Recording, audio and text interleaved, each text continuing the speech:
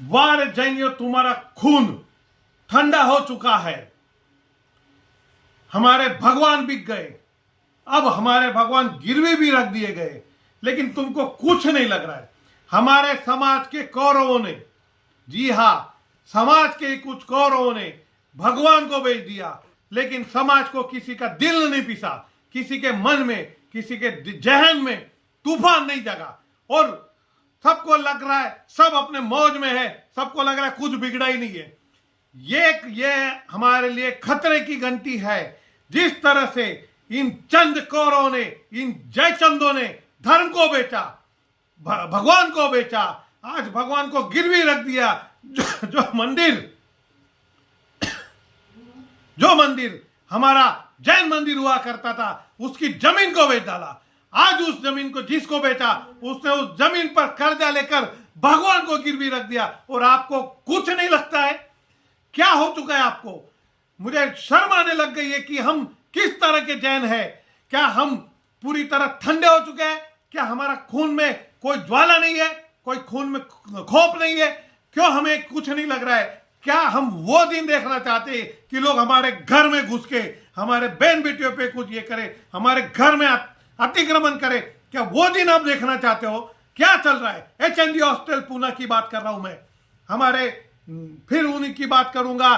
कौरव बोलना भी जिनको मैं घटिया समझता हूं, जिनको समाज के गद्दार कहूंगा मैं, उन समाज के गद्दारों ने अपने परिवार का नाम तो खराब किया ही किया। जैन समाज के नाम पे कालिक पोती है, जैन समाज को सरेआम नीलाम करा है, और इन गद्दारों को बारे में समाज को बोलने की तक फुर्सत नहीं है।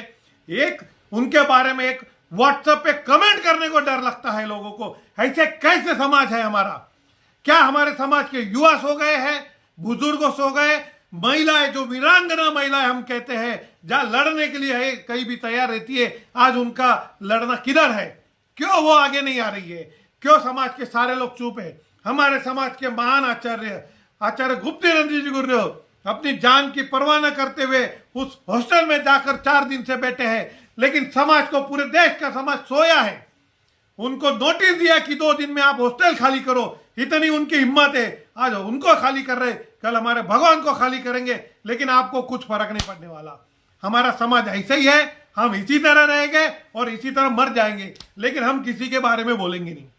अरे हमारे समाज के गद्दार इतनी घटिया कर्म कर रहे हैं, हमको उनके घर में जाके कालिक पोतनी चाहिए, जूते मारने चाहिए, उनके गले में जूतों की माला फेंकनी चाहिए, और उनके बारे में बोलने को तैयार नहीं।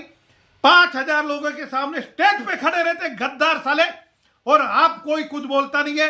अरे उनको तो सरेआम पीटना चाहिए, और आपको लगता नहीं है कि हमारा इतनी बड़ी हमारी समाज की धरोहर जा रही है।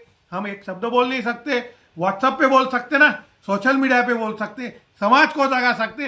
अरे मत आओ अपने काम धंधे छोड़ के, लेकिन कम से कम एक व्हाट्सएप पे मैसेज डालने में शर्म आ रही है क्या? फेसबुक पे लिखने में शर्म आ रही है? कम से कम हमारी भावना तो व्यक्त करो, लोगों को ये तो लगे कि जैन समाज में आज भी क्षत्रियता जागी है, हम कायर नहीं है। और लेकिन आपके सारे कर्म, पूरे देश के लोगों के कर्म ये दिखा रहे हैं कि हम कायर बन चुके हैं। क्यों आप डर रहे हैं? किस बात को लेकर डर है? क्या आपको इस दोषी परिवार से डर है, या आपको वो गांधी, चकोर गांधी से डर है, या आपको वो बचे हुए ट्रस्टियों से डर है? किसका डर है, और कब तक ये डर आप सहन करोगे? समाज को जागना पड़ेगा। 17 तारीख को पूरे देश में इस पूना HND हॉस्टल के आंदोलन खिलाफ एक आंदोलन चलाया जा रहा है।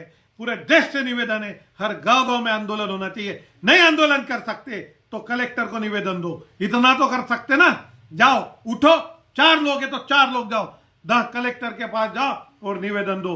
इस बार की लड़ाई हमें जितनी है, हमें पूरी ताकत झोंकनी है। हम कुछ नहीं बिगड़ने वाला, किसी का डर नहीं है। अगर आपको किसी का फोन आता है, कोई डराता है, तो हम लोग बैठे, आप हमें बोलो। हमारे आचार्य जान की बाजी लगा के उस बिल्डिंग में जाकर बैठे, और आप घर में बैठे एक मैसेज नहीं लिख सकते, आप घर में बैठे आवाज नहीं उठा सकते, आप 4 लोगों को फोन नहीं कर सकते। क्या हो गया जैन समाज को? मैं निवेदन करूंगा, ये कायर, ये गद्दार, ये समाज के पापी कितनी गालियां दे उतनी कम है। ऐसे लोगों को सबसे पहले समाज से निष्कासित करें, चप्पलों के हार पहनाए। इनको मैं तो बोलूं मारने में भी इनको कमी नहीं करनी चाहिए।